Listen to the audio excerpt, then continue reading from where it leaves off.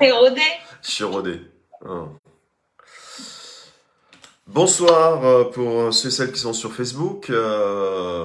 Petite capsule pour parler du magnétisme quantique vibratoire dans la tradition égyptienne et essénienne. Donc c'est le deuxième cycle. Il y a un cycle 1 qui est la tradition acturienne et Atlantide. Et là, on est dans la tradition égyptienne et essénienne. On va discuter un peu de ce cycle parce que ça va être une formation qui va être donnée qu'en présentiel, en Haute-Savoie, à Vigy-Foncenay, près d'Annemasse, près de la frontière suisse. Et ce sera au mois de novembre. Et donc, si vous êtes intéressé, n'hésitez pas. Il y a tout va être mis en ligne et puis vous pourrez contacter celle qui s'occupe de me faire venir, la renommée Béatrice Bolland. Bonsoir Fatima, bonsoir Julie. Et on va parler un peu de cette technique de la chirurgie de lumière, la chirurgie vibratoire.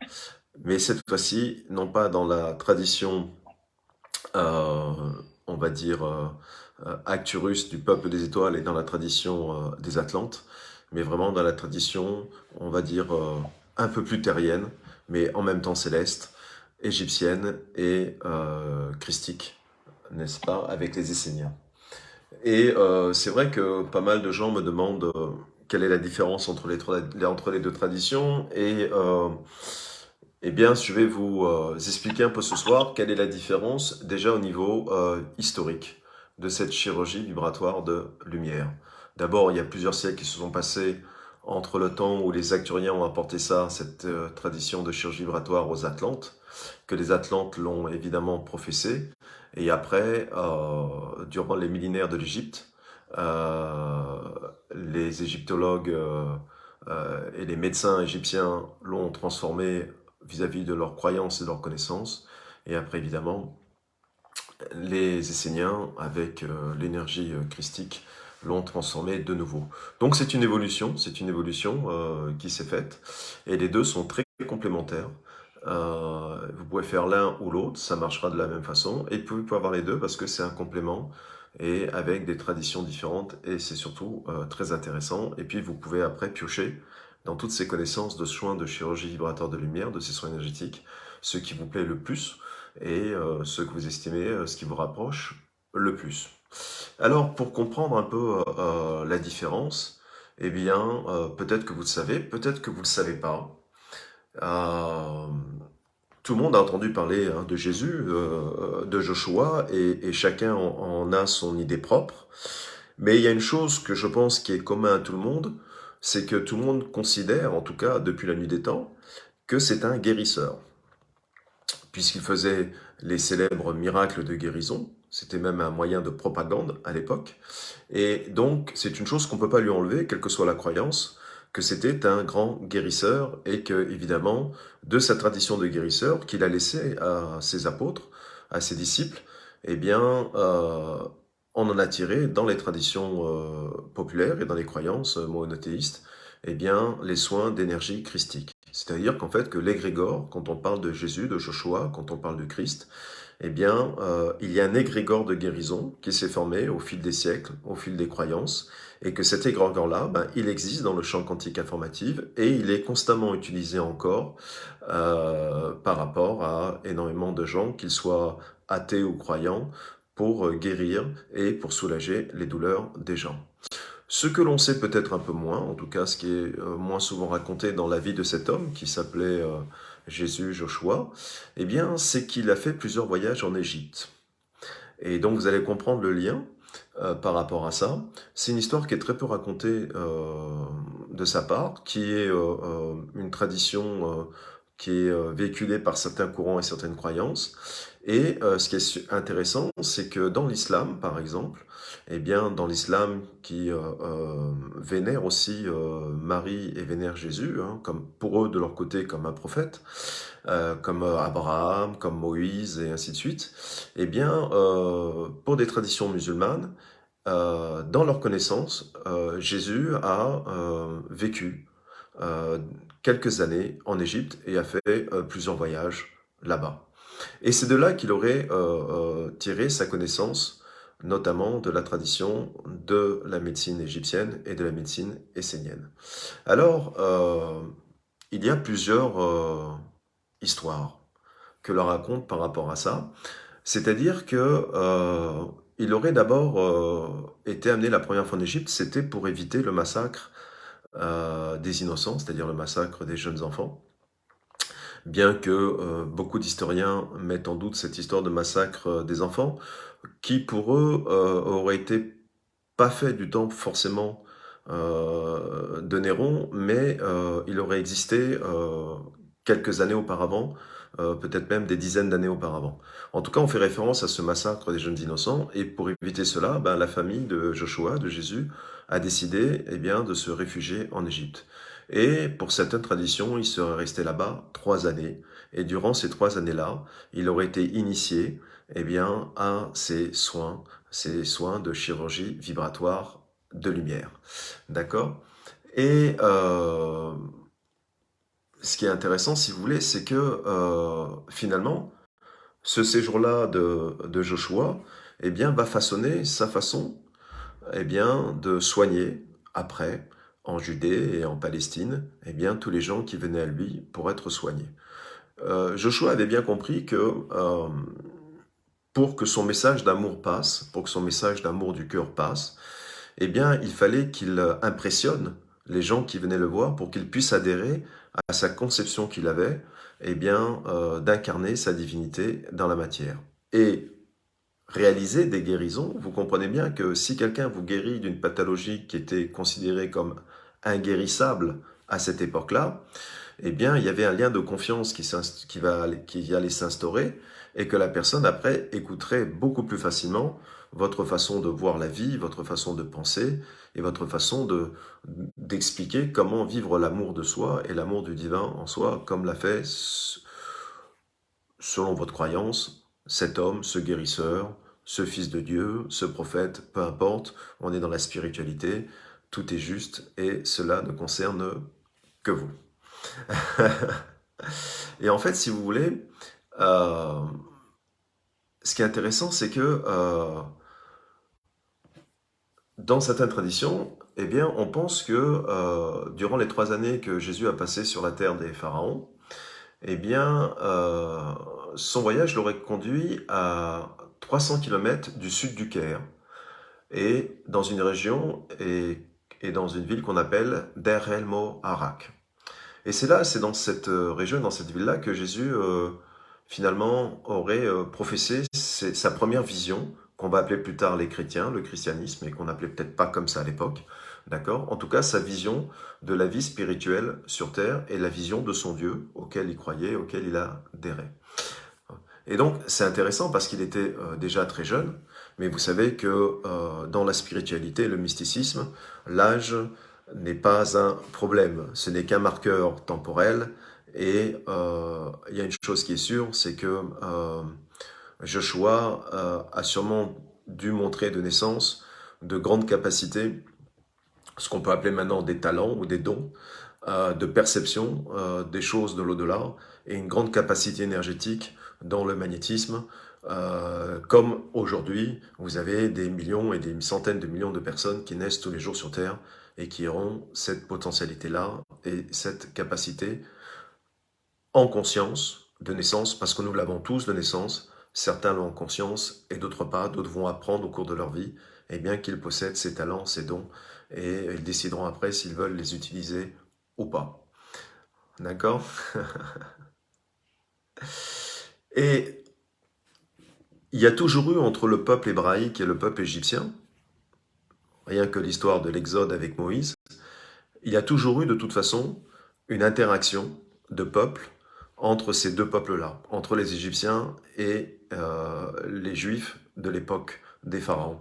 Et donc ça veut dire que peu importe comment on croit en cette histoire et peu importe comment on la raconte, de toute façon, pendant des siècles, il y a eu un mélange économique, culturel, même amoureux, entre ces deux peuples pendant des milliers d'années.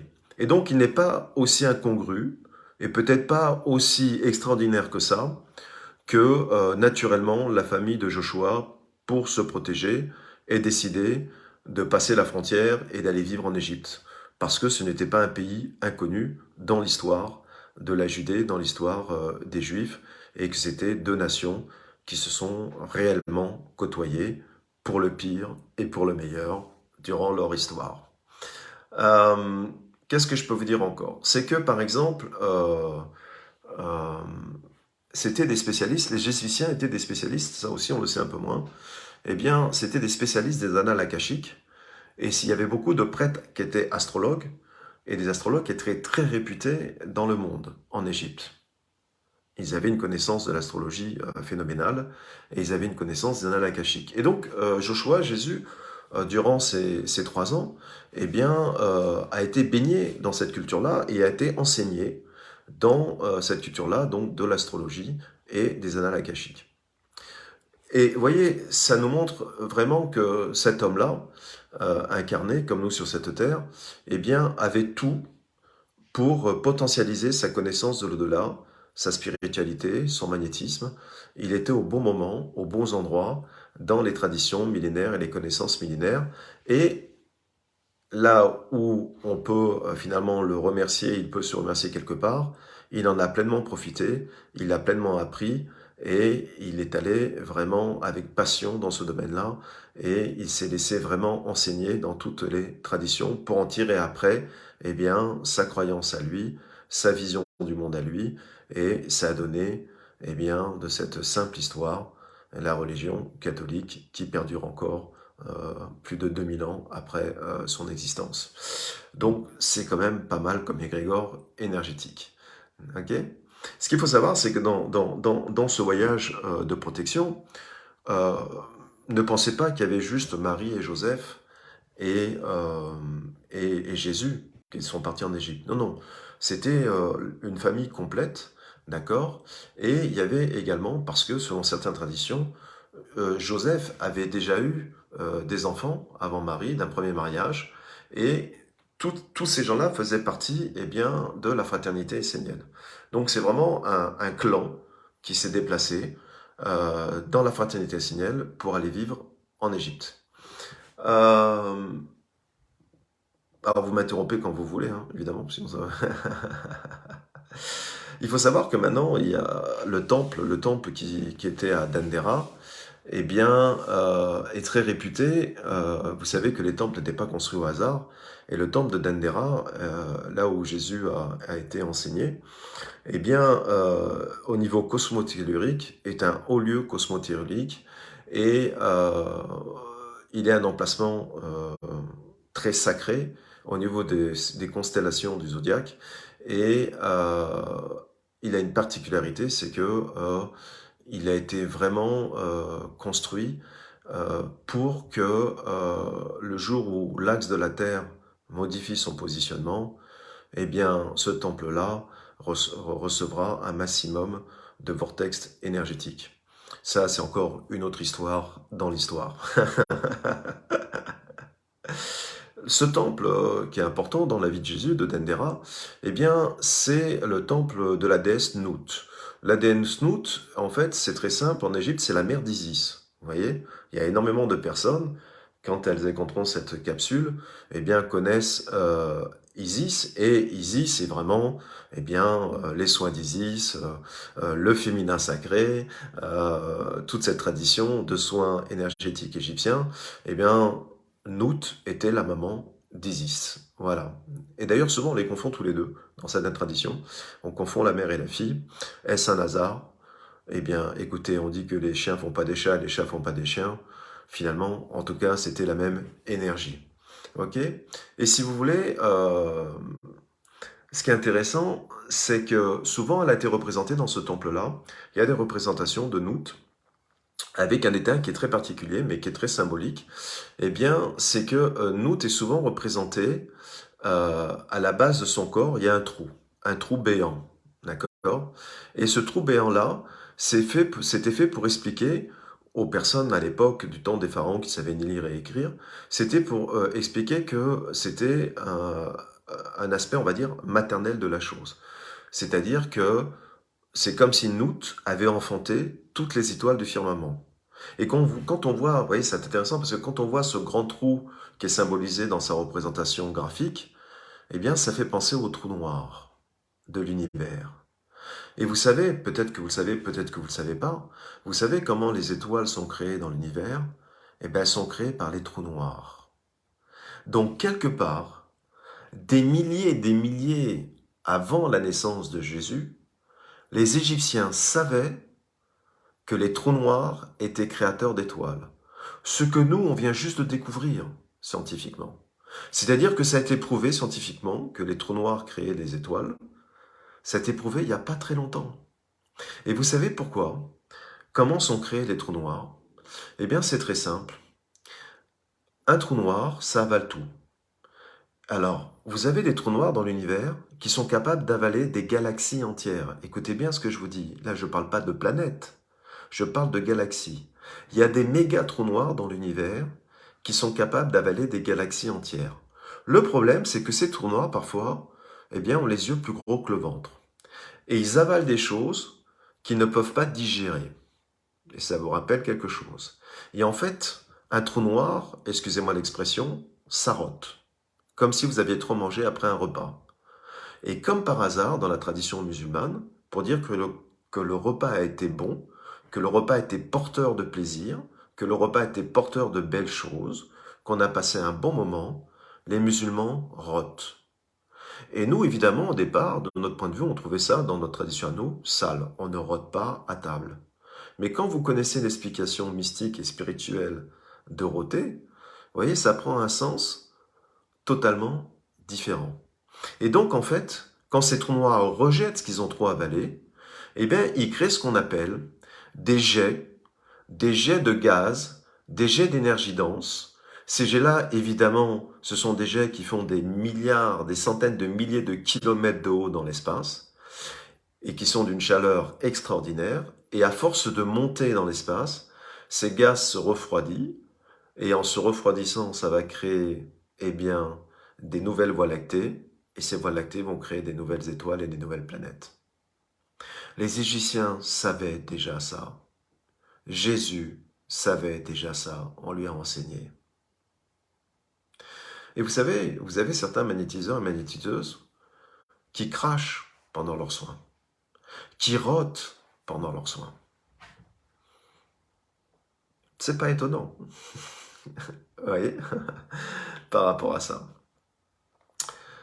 Et donc, si vous voulez, la famille de Joshua et Joseph, parce qu'il faut savoir, je pourrais vous faire découvrir des choses sur Marie et sur Joseph qui sont très intéressantes par rapport à ça.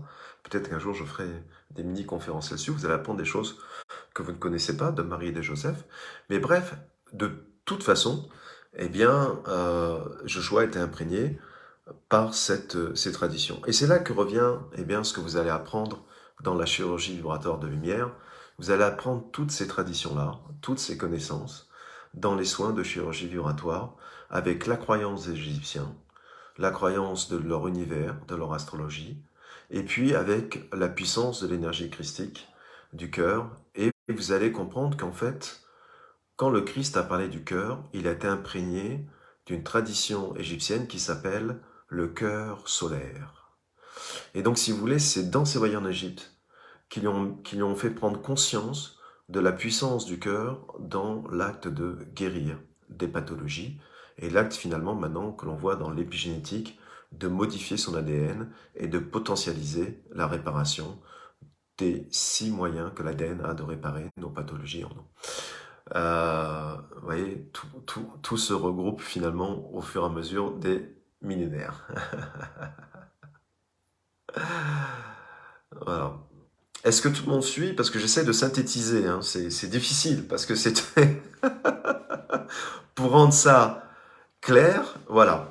Et donc, dans le temple de Dendera, il y avait évidemment des cérémonies qui étaient très importantes. Des cérémonies qu'on pourrait dire maintenant religieuses, spirituelles, vous mettez le mot que vous voulez, traditionnelles. Et c'est là que Joshua a participé à ces cérémonies traditionnelles de la connaissance égyptienne de la mère d'Isis, entre autres. Vous voyez? Et donc c'est intéressant parce que finalement, quelque part, le côté féminin de Joshua, du Christ, eh bien, a pu être développé dans ce temple-là. Et sa prise de conscience de sa partie féminine, dans un monde quand même qui était assez masculin à l'époque, faut pas quand même se leurrer, dans les traditions de l'époque, on était quand même assez yang, eh bien, ça a pu façonner et cette partie yin de Joshua, qui lui a tellement servi, évidemment, dans sa générosité, dans sa bonté, dans l'amour qu'il avait pour l'humanité et dans l'assistance et l'aide autant que femme. C'est pour ça que vous avez, dans le Nouveau Testament, eh bien, Jésus prenait souvent la défense des femmes, prenait souvent la défense des prostituées de l'époque, des femmes qui étaient considérées comme impies par la société judaïque, la tradition judaïque, et il se mettait toujours à les défendre, et quelque part, eh bien, ça a été aussi influencé par ce séjour dans le temple de la mère d'Isis, dans ce temple qui apprenait le féminin sacré en nous. Et évidemment, il a été aussi, et c'est ce que vous allez apprendre aussi dans la tradition de cette chirurgie vibratoire égyptienne et essénienne, eh bien, vous allez apprendre la tradition égyptienne qui a été fortement, on va dire, guidée par le pharaon Akhenaton. Vous savez que le pharaon Akhenaton a changé énormément de choses chez les prêtres égyptiens et dans la croyance, et c'est ce qui a aussi évidemment influencé un célèbre prophète que l'on nomme Moïse. Moïse, forcément éduqué dans la tradition égyptienne, comme Jésus l'a été, voyez, eh bien Moïse a profité de la connaissance des prêtres égyptiens influencés par Akhenaton. Et donc, si vous voulez, ce qui est intéressant, c'est que les miracles de Moïse, de guérir, parce que tous les grands prophètes ont toujours été de grands guérisseurs, Moïse aussi avait suivi cette formation des prêtres égyptiens d'Akhenaton. Et c'est ce qu'on va retrouver pendant ces 2 jours magiques, parce que c'est vraiment 2 jours magiques que vous allez vivre. Et vous savez, euh, j'ai une personne qui me suit, qui m'a dit dommage, c'est trop loin pour moi parce que c'est en Haute-Savoie. Et je lui ai répondu quand la motivation est là, la distance n'existe pas. Et je lui ai répondu ça pour lui dire que si elle me dit ça, c'est que cette personne-là, et c'est pas de sa faute, parce que elle n'a pas à le savoir de toute façon, ne se rend pas compte de la magie qu'elle pourra vivre en se déplaçant dans cette tradition millénaire. Ce qu'elle va apprendre et être enseignée de cette chirurgie de lumière avec cette influence égyptienne et cette influence essénienne. Et c'est pour ça que c'est quelque chose me tient à cœur d'avoir fait cette deuxième partie-là, parce que j'estimais que la première partie, qui était pour moi aussi juste géniale, acturienne et atlante, méritait que les gens apprennent cette deuxième partie pour pouvoir associer les deux dans leur tradition. D'accord? Et il y a un monastère qu'on appelle le monastère de... Alors c'est difficile à prononcer, mais c'est Krmel, voilà, j'essaie de bien le prononcer, le monastère de Krem, qui a été mis en place par un pharaon qui s'appelle Amenophis III. Et comme par hasard, ce pharaon-là était le père d'Akhenaton. Vous voyez? Et donc, il faut savoir que Jésus a aussi séjourné dans ce monastère de Krmel, où il a été enseigné, et on estime qu'il a été enseigné dans ce temple, selon les traditions, entre sa 7e année et sa 12e année. Ah, vous voyez, ce qui est intéressant, c'est que, alors évidemment, c'était une autre époque, c'était notre tradition, mais tout le monde n'était pas enseigné de toute façon, pas la majorité du peuple. Mais nous, lorsqu'à 7-12 ans, on jouait dans la cour de récréation, on jouait au ballon, on jouait pour les filles, je sais pas moi, à la marelle ou aux poupées, enfin peu importe, ce petit bout d'homme, qui allait devenir plus tard un célèbre Joshua, était enseigné dans le monastère de Krmel euh, pendant plusieurs années de cette tradition de Amenophis III et d'Akhenaton. Voilà. Et c'est pour ça qu'il y a une très grande, si vous voulez, similitude entre les traditions esséniennes et les traditions égyptiennes, parce qu'elles se sont mélangées pendant des milliers d'années, et elles ont évolué l'une dans l'autre et l'autre dans l'une pendant des milliers d'années. Et c'est ce que vous allez apprendre dans cette formation-là. Ouais. Finalement, c'est juste ça.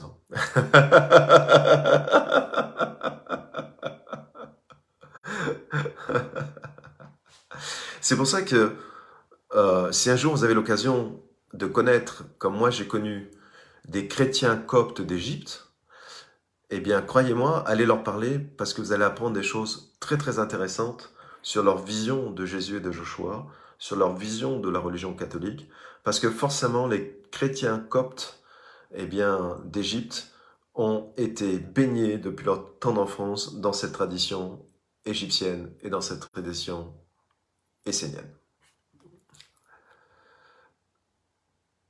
Voilà.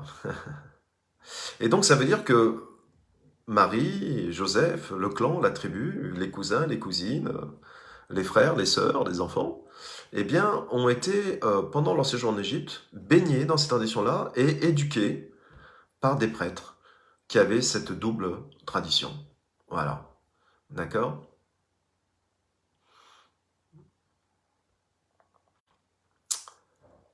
Est-ce que vous avez des questions par rapport à ça?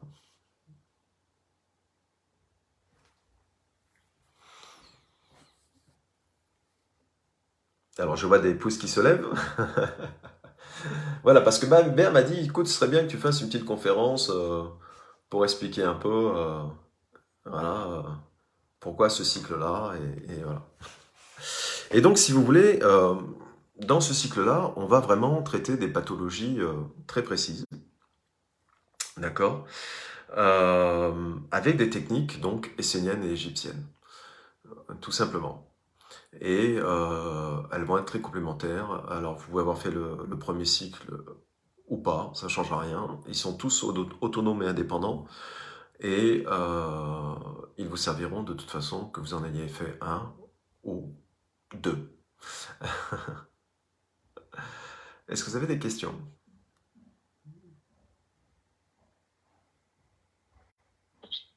Oui, Franck, Mhm, tu sais que dans le cycle 1, on utilise les photons pour faire les soins. Et mhm. là, du coup, est-ce qu'on utilise aussi les photons ou est-ce que ça va être différent? Alors, on utilise les photons, mais si tu veux, euh, on utilise aussi ce qu'on appelle nous l'énergie solaire. C'est-à-dire que il y aura toujours les photons parce que c'est la base hein, de la chirurgie vibratoire. Donc Ouais, ça. Le Christ soignait avec les photons, mais il Mm, soignait aussi avec l'énergie du cœur, l'énergie christique. mm, Donc il mélangeait les deux, tu vois. d'accord. Et donc ça veut dire qu'en fait, on va prendre une tradition égyptienne où pour les médecins égyptiens pensaient qu'il y avait une circulation solaire dans notre corps, ok? Et donc on va profiter de ces deux connaissances-là. Ok. On me demande derrière Quelque l'écran. part, tu y associes peut-être aussi ce qu'on a appris un peu à Cœur Céleste. Euh, Une façon différente. Différente, pas la même chose. Ouais, Pas la même chose. Pas la même chose. Le cœur céleste, dans la formation cœur céleste, on va en en profondeur là-dedans. profondeur. Ouais, on va en Ouais, profondeur là-dedans, d'accord. tu vois. Voilà, là on va utiliser vraiment la circulation solaire. Euh, et donc cette circulation solaire liée avec les photons et la luminosité et l'énergie christine, bah, ça donne une puissance de soin qui est assez intéressante. D'accord. En fait, tu utilises deux types d'énergie. On utilise deux types d'énergie. On va apprendre les techniques de base des Égyptiens, les techniques de base esséniennes, d'accord? D'accord. On va apprendre aussi à scanner la conscience des personnes avant de commencer, parce que les Égyptiens, en fait, les médecins égyptiens, avant de faire un soin, ils scannaient la conscience de la personne. Donc, je vais vous apprendre à scanner la conscience de la personne. Oh, Voilà, d'accord. par rapport à ça. Donc, voilà. Il y aura aussi les gestes techniques qu'on va apprendre évidemment dans les postures des mains. Et puis, il y a une préparation opératoire qui est différente. Les Égyptiens faisaient une préparation sur le champ opératoire, et les Esséniens aussi, que l'on ne pratiquait pas dans la chirurgie vibratoire, des Acturiens, des Atlantes. Voilà. Donc, eux, ils avaient cette façon de préparer la zone dans laquelle ils allaient faire la chirurgie vibratoire. Alors, on demande, est-ce qu'il faut être magnétiseur? Non, pas du tout. D'abord parce que tu l'es de naissance. Donc, je prends ta question en disant, est-ce que tu dois avoir des connaissances de magnétisme? Non, je t'apprends tout de A à Z. Et il y en a qui peuvent le dire hein, dans mes formations. Il y a autant de débutants que de gens qui ont fait 20 ans de magnétisme. Voilà, ok. Et tout le monde comprend. c'est pratique, on est dans la technique, on va passer 2 jours. Il y a une personne qui me dit, c'est quand les 2 jours, Béa? Est-ce que tu veux me redonner les dates? Parce que tu sais que moi, la date. Alors c'est le 26 et le 27 novembre. C'est le 26 et le 27 novembre en Haute-Savoie. Et si vous voulez me donner des informations, je vous donnerai le contact de la personne qui s'en occupe. C'est pendant 2 jours. Et pendant 2 jours, on va pratiquer, faire des opérations chirurgicales du matin au soir. Voilà. Et pour répondre aux questions qui sont derrière l'écran. Je regarde si j'en ai pas raté d'autres. Franck, j'ai une question de Céline, mais peut-être que tu l'as à l'écran. Non, j'ai pas mis le chat. Vas-y. Alors, bonsoir. Si j'ai bien compris, les 2 cycles sont indépendants l'un de l'autre. Ouais. Est-ce que le cycle 1 sera proposé à nouveau? Oui. Et est-ce que le cycle 2 aura une autre date que celle proposée? Alors, oui, le cycle 1 sera proposé. D'autres dates, il y en aura.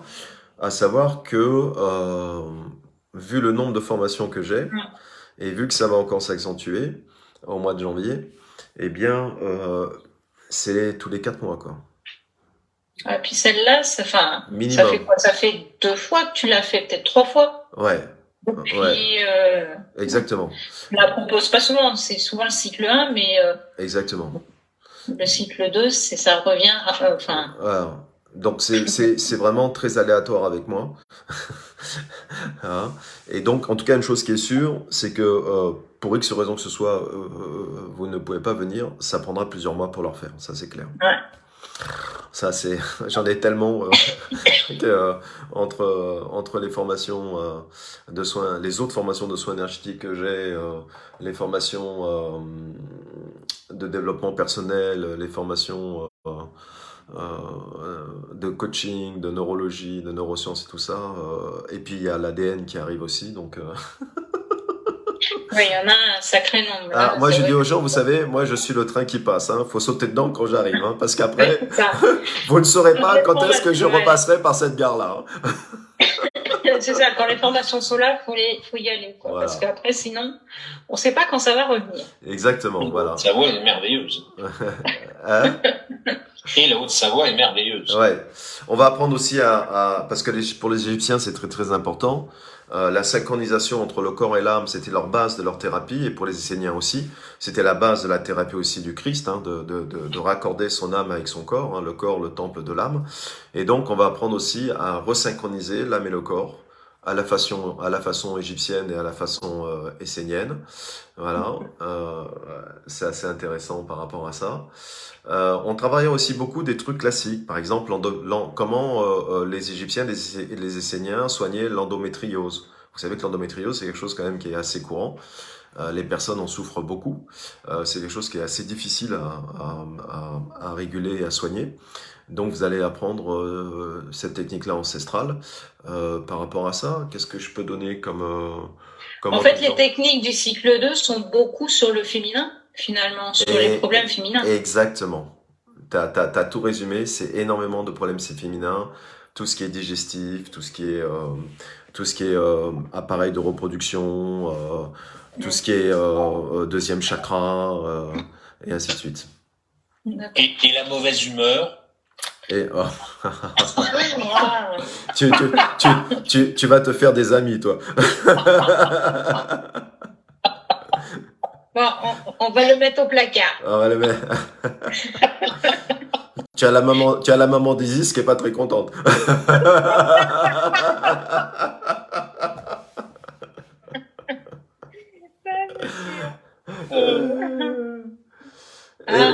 Attends, Franck, j'ai une question là. Bonsoir. Quand on ne ressent pas trop les énergies, est-il possible de pratiquer quand même? Bien sûr. Écoute-moi, je vais te répondre ce que je réponds souvent. Pose la question. Si tu savais le nombre de fois que tu as aidé des gens sans t'en rendre compte, en disant simplement une phrase, ou simplement par ton attitude ou ton comportement, si tu savais le nombre de fois où tu as soulagé des gens, sans même savoir que tu les soulageais, juste parce que tu étais là, juste parce que tu as dit un mot qui pour toi n'avait pas d'importance. C'est-à-dire qu'il n'y a pas besoin de sentir quelque chose pour soigner. Alors, ça peut être rassurant, ça peut être motivant, ça peut être génial pour le mental et l'ego, mais ça n'a rien à voir avec le don d'amour et ça n'a rien à voir avec l'intention de le faire. Tu comprends? Et donc, c'est vraiment la seule bonne question que tu dois te poser, c'est pas si tu as les capacités ou si tu arriveras à le faire parce que tu sens ou tu sens pas, c'est est-ce que tu éprouveras de la joie à le faire? Est-ce que tu te sentiras à ta place de vouloir, de choisir, de réaliser cette intention-là et de faire ce don-là à quelqu'un? C'est ça qui est important. Après, je te donnerai suffisamment de techniques pour nourrir ton ego, pour rassurer ton mental et pour faire en sorte que tu aies l'impression que tu contrôles le sujet. Mais ce qui est important, c'est que, tu sais, en tout cas moi, j'estime que je fais le plus beau métier du monde. Tu me diras, tout le monde qui aime son métier te dira ça.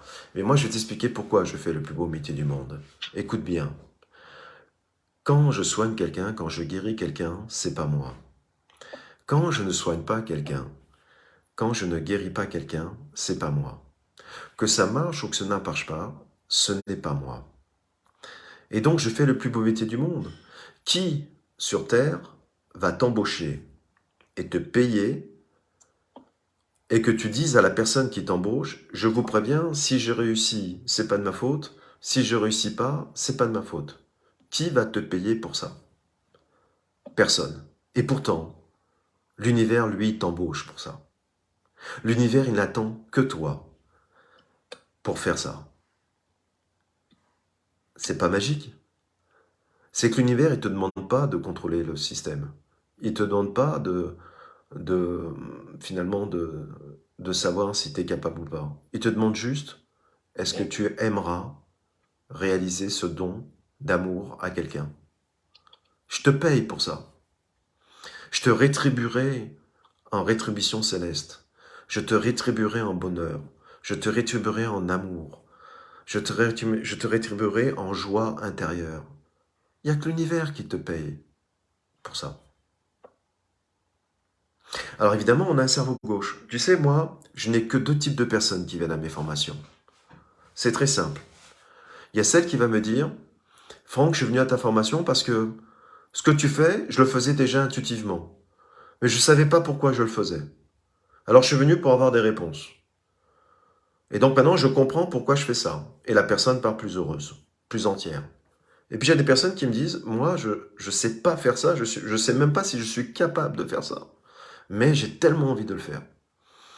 Et qui repartent et qui sont heureuses parce que elles se sont prouvées en 2 jours qu'elles étaient capables de le faire. C'est aussi simple que ça.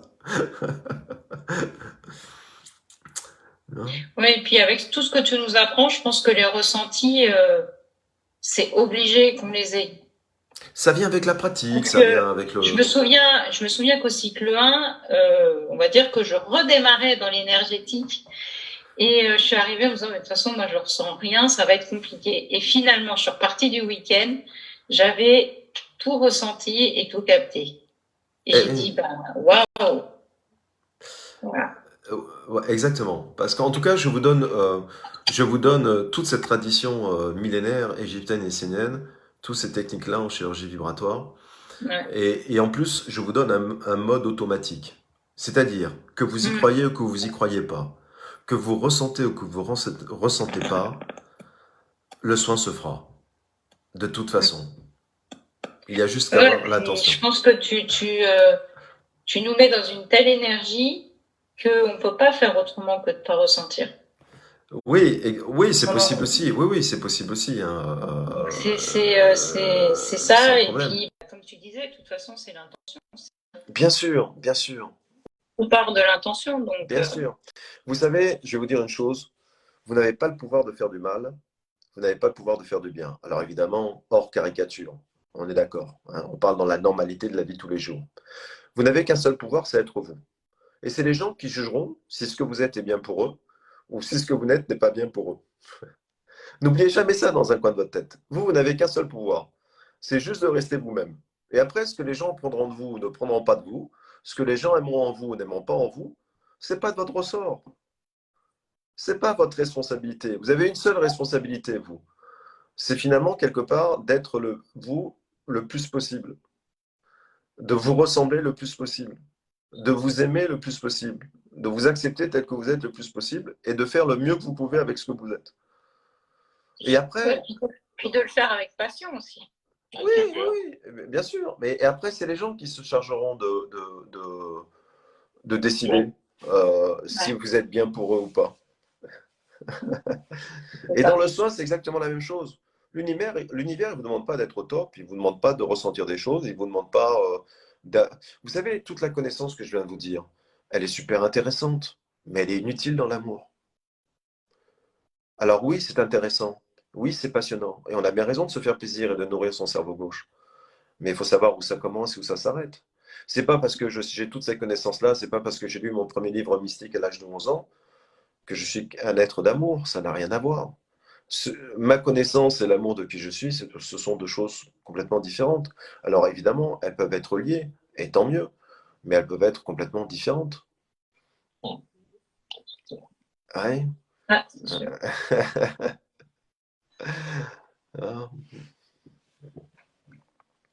Alors, est-ce qu'il y a d'autres questions par rapport à ça? Ok, ben, en tout cas, derrière l'écran, je pense que ça a été clair. Voilà.